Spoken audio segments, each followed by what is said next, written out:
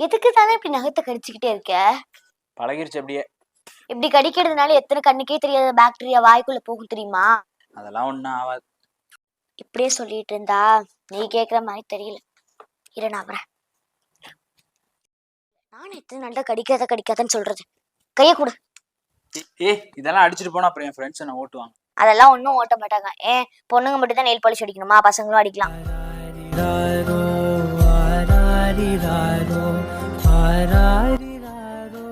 ஐயோ, ஏன் என்னாச்சு? உன்கிட்ட பேசிக்கிட்டே கருப்பு கலர் அடிச்சிட்டேன். அதனால இல்ல, நல்லா தானே இருக்கு. அதனால ஒண்ணும் இல்லதா. ஆனா விரலுக்கும் நகத்துக்கும் வித்தியாசமே தெரியாம போயிடுச்சு பாத்தியா?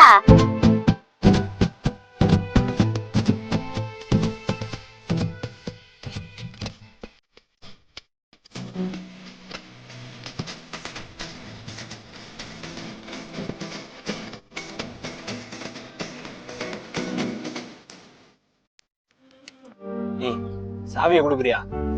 எனக்கு நல்லாவே தெரியுது நீ என் மேல கோவமா தான் இருக்கேன்னு. அதுக்குன்னு நீ ஹெல்மெட் போடாம போவ நான் பாத்துட்டு சும்மா இருக்கணுமா? நான் எப்படியோ போயிட்டு போறேன், தயவு செஞ்சு போறியா? அப்படியெல்லாம் விட முடியாது. எனக்கு ரெண்டே நினைங்களா இருக்காங்க. ஒருத்த போன இன்னொருத்தர் இருக்கான்னு நினைச்சுக்கிறதுக்கு எனக்கு இருக்கிறதே நீ ஒருத்தனா. அது மட்டும் இல்லாம நான் ஸ்கூல் முடிக்கணும், காலேஜ் முடிக்கணும், கலெக்டரும் ஆகணும். இன்னும் எத்தனை செலவு இருக்கு, நீ தானே பாத்துக்கணும். ஒழுங்கா அந்த ஹெல்மெட்டை போட்டு போ. அப்போ ஒன்னும் நீ என் மேல இருக்கிற பாசத்துல கொடுக்கல, அப்படிதானே?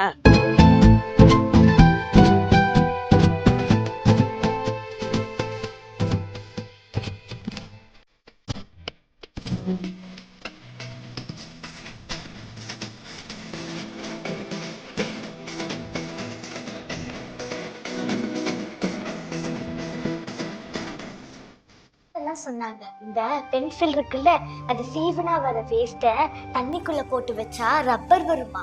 அதான் பாத்துட்டு இருக்கேன்.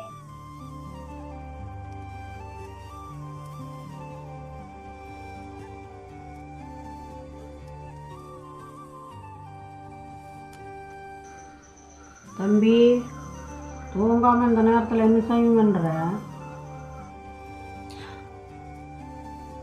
அம்மா,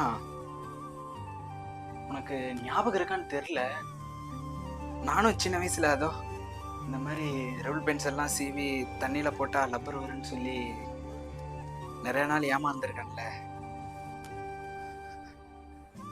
அந்த மாதிரி என் தங்கச்சி ஏமாந்துடக்கூடாதுங்கம்மா. அதனாலதான். சரி சாய், வா போய் படுத்துக்கலாம்.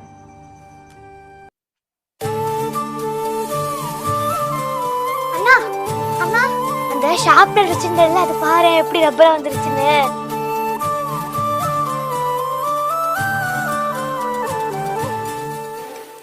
ஏன்னா நம்ம அம்மா அப்பா போனதுக்கு அப்புறம் என்னைக்காச்சும் அவங்க இருந்திருந்தா நல்லா இருக்கும்னு நினைச்சு பாத்திருக்கியா? ஸ்கூல் போறப்பெல்லாம் ரொம்பவே மிஸ் பண்ணியிருக்கேன். அப்புறம் அப்படியே பழகிருச்சு. ஆனா எனக்கு இப்போ வரைக்கும் ஒரு அக்கா இருந்திருக்கணும் தான் ரொம்ப ஆசை. அது ஏன் அக்கா? நான் எப்படி உன்னை நல்லா பார்த்துக்கிட்டனோ அந்த மாதிரி என்னையும் பார்த்துக்க, திட்ட, அடிக்க, அதட்ட, அரவணைக்க ஒரு அக்காவாகவும் நமக்கு ஒரு அம்மாவாகவும் இருந்திருப்பா. சரி, உனக்கு எப்பாவது அப்பா அம்மா ஞாபகம் வந்திருக்கா? இல்ல. ஏன்? எனக்குதான் எல்லாமாவும் நீ இருக்கே.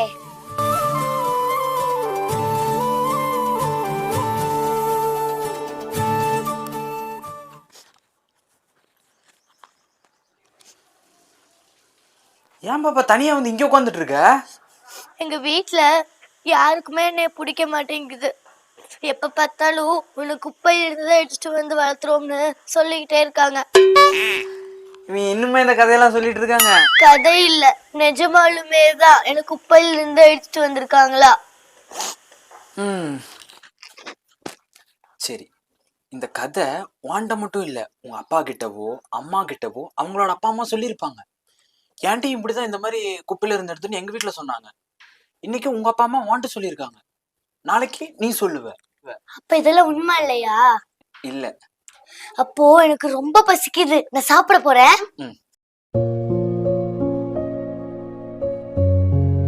இது நமக்கு மட்டும்தாம்மா கட்டுக்கதை. ஒரு சில குழந்தைகளுக்கு இதுதான் உண்மையான கதையே. சாலையில் உள்ள குப்பை பிரிக்கும் தொட்டியிலிருந்து பகுதியிலிருந்து திடீரென குழந்தை மயிலேல அழும் நிலையில் குரல் நேரில்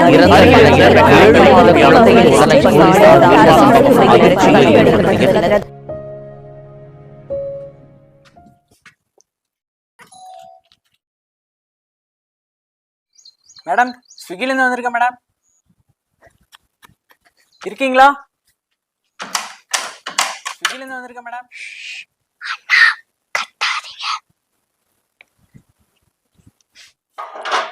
எதுக்குன்னா கத்துறீங்க?